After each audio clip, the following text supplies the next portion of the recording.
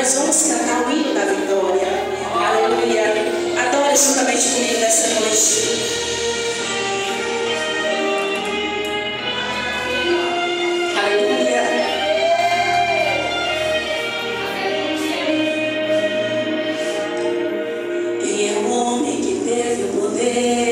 De andar sobre o mar, ele que pode fazer o mar se calar.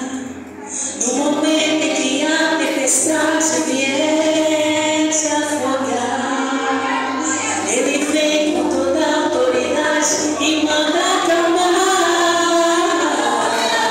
Ele é o homem que teve o poder de fazer Israel caminhar por entre as águas do mar vermelho, fez caminhar